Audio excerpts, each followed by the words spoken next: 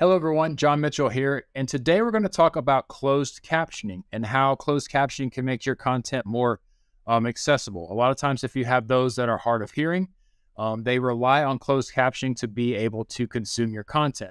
So you want to make sure that you have captioning on that allows for those that are hard of hearing, those that cannot hear, to be able to access your content as well. It can also help with comprehension. You have some students that may need to read the words while they hear the words that are being spoken.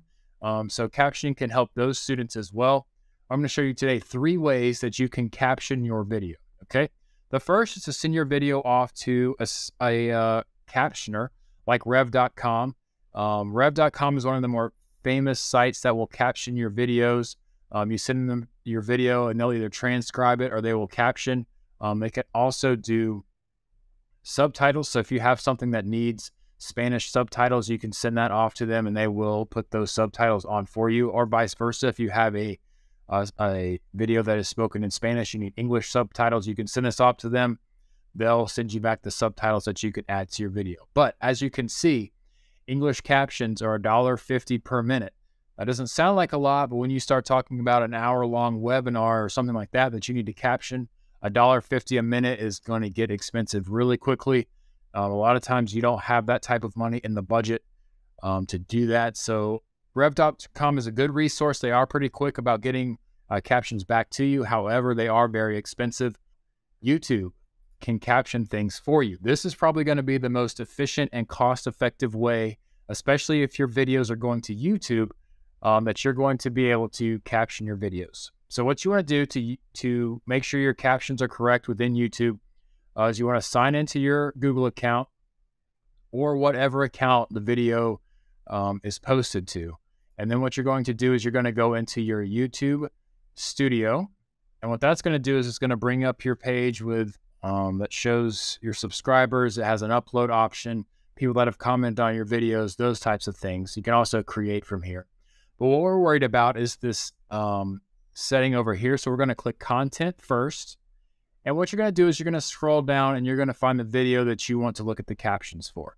So I'm going to select this video called audio. This is a tutorial that I did for helping students set up audio, recording audio when they're shooting interviews with different subjects and those types of things. So this is just a video that I've made, educational video about recording audio, okay? So you can see it's got details. You can change the name here, the description. You know, the link is here. Everything you would do within a studio editor. Okay, so what you're going to be concerned about this time around is subtitles. So it's on the left-hand side underneath the video link. You're going to have details, analytics, editor, comments, and then subtitles will be at the bottom. If you click subtitles, what that's going to do is it's going to bring up different subtitles. Okay, and you can see I was messing around with these earlier, so it added this. We'll talk about that in just a minute. You can actually go in and add subtitles yourself. So if you want to go through, you can type manually, or this is where you would upload. So if rev.com were to send you a file, you can upload the file here, and that will automatically add the captions onto that, okay? You can type captions in manually. You can see it pulled up, the captions, which we'll get to in a minute. But you can add captions manually. I can't think of a reason you would want to do that unless there's a lot of medical terms or something like that that you're wanting to look at, okay? So you're going to discard those changes. Now you can see YouTube automatically did, when I posted this video, you can see it was published, it automatically added subtitles, okay? That's great. It's automatic for you. And what you can do is you can go in and edit those subtitles. This will overdo your existing English draft. That's fine. Continue. That's the one I just did. Okay. So now you can see what it's done is it has this whole paragraph of things that it has added. So this is basically every word you've spoken that YouTube has.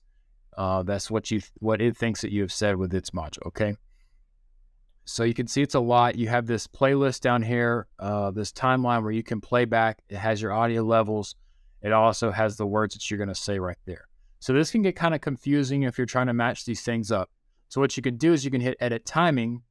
And now what it does is it breaks it up into 3 to 5 second increments, and it makes it a lot easier to follow along. Okay.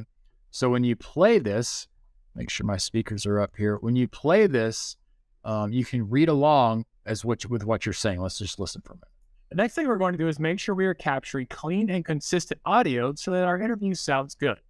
There are a few different ways you can do this. There are shotgun mics that look like this, or there are lavalier mics that connect to your interview subject.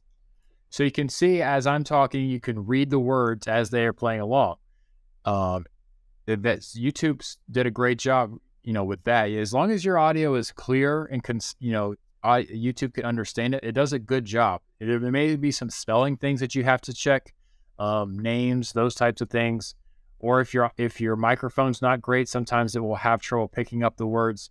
But YouTube does a really great job of just picking things up. Now, let's say you need to edit something in here. Let's say there's something misspelled, a name is wrong, or you just totally flubbed the word, which happens as well. You can just click in here. Let's just change this second. Let's say you wanted to say second. And you can see it automatically updates it in the video. So you watch that, you can see it just pulls it out, second, and there you go. And away you go. Okay, so this is a great, great tool for captioning your videos. And once you hit publish on this, you can then go to your link. And as you can see here, the next thing we're going to do is make sure we are capturing clean and consistent audio so that our interview sounds good. There are a few, you can see that there is, it matches up with what you're saying. Now, the other thing that you might want to do is you might want to break up sometimes when you have pauses or things like that. You may want to go in if you want to add punctuation, you can.